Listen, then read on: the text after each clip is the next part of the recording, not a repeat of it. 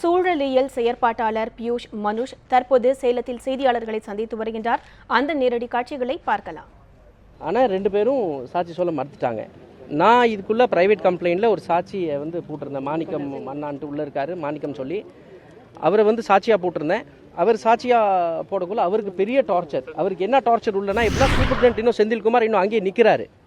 Senthilkumar superintendent Senthilkumar மாற்றவே இல்லை. அரசாங்கம் இவ்வளோ சம்பவம் வெளியே இவ்வளோ மீடியாலாம் வெளியே அவரை மாற்றலை இடத்து விட்டு. ஸோ எந்த விதமான ஃபேர் என்கொயரிக்கு வாய்ப்பு இல்லாமல் போயிடுச்சு. அதனால நான் நடுவில் ஜெயிலர் சார் மிஸ்டர் மருதுமுத்து கிட்ட பேசின ஒரு சிடி ஒன்று ஆடியோ ரெக்கார்டிங் இருக்குது, அதை ரிலீஸ் பண்ணியிருக்கேன்.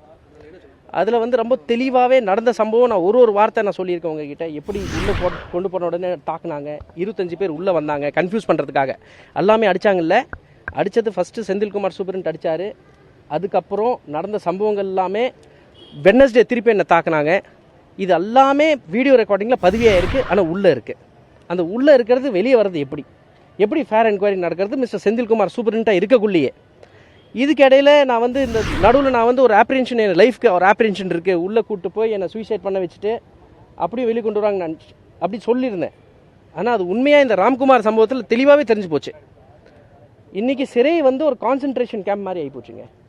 அதில் சில பணக்காரங்கள், சில முதலாளிங்க அவங்களுக்கு சாதிக்கிறதுக்காக, அவங்க பற்றி வெளியே கொண்டு வராமல் இருக்கிறதுக்காக ரொம்ப தெளிவாக சிறையை யூஸ் பண்ணுறது தான் ரொம்ப கவனக்குரிய விஷயமா இருக்குது.